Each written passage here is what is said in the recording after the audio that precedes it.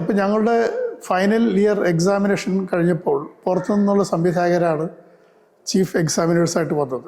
മലയാളത്തിന് വിൻസെൻ്റ് മാഷായിരുന്നു.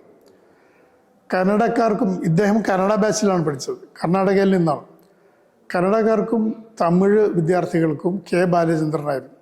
തെലുങ്കിൽ ദാസരി നാരായണ റാവു എന്ന് പറയുന്ന സംവിധായകനായിരുന്നു. അപ്പോൾ എക്സാം കഴിഞ്ഞ ഉടനെ തന്നെ എനിക്കന്ന് ഫസ്റ്റ് റാങ്ക് ആയിരുന്നു. രജനീകാന്തിന് വെറും തേർഡ് ക്ലാസ്സാണ്.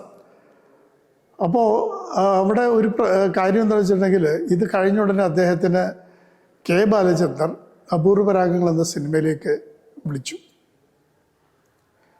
അതിൽ പിന്നെ ശ്രീവിദ്യയും കമലഹാസനും മറ്റൊരു കഥാപാത്രം രജനീകാന്തുമായിരുന്നു. ആ സിനിമ സൂപ്പർ ഹിറ്റായി. ഹിറ്റാവുന്നതിന് മുമ്പ് ആ പടം കംപ്ലീറ്റ് ആയിട്ട് അതിൻ്റെ റിലീസിന് മുമ്പ് അതിൻ്റെ പ്രിവ്യൂ ഉണ്ടായിരുന്നു.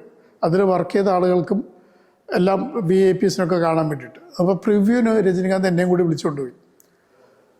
ഞങ്ങളുടെ സൗഹൃദം വെച്ചിട്ട് അപ്പോൾ സിനിമ കണ്ടു കഴിഞ്ഞ് ഞങ്ങൾ റൂമിലെത്തിയപ്പോൾ ഞാൻ പുള്ളിയോട് പറഞ്ഞു, ഇനി അപ്പോൾ അദ്ദേഹം കർണാടകയിലെ റോഡ് ട്രാൻസ്പോർട്ട് കോർപ്പറേഷനിലെ കണ്ടക്ടറാണ്.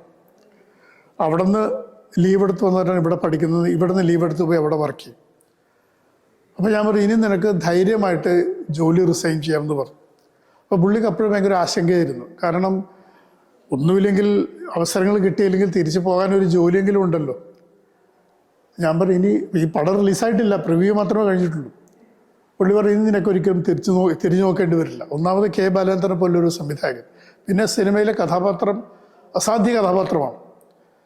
അപ്പോൾ അതുകൊണ്ട് ധൈര്യമായിട്ട് റിസൈൻ ചെയ്യുള്ളപ്പോൾ ഞാൻ വളരെ പുള്ളിയെ നിർബന്ധിച്ചാണ് റെസിഗ്നേഷൻ ഞാൻ തന്നെ പേപ്പർ പേനൊക്കെ എടുത്ത് കൊടുത്ത് എഴുതിച്ചത്.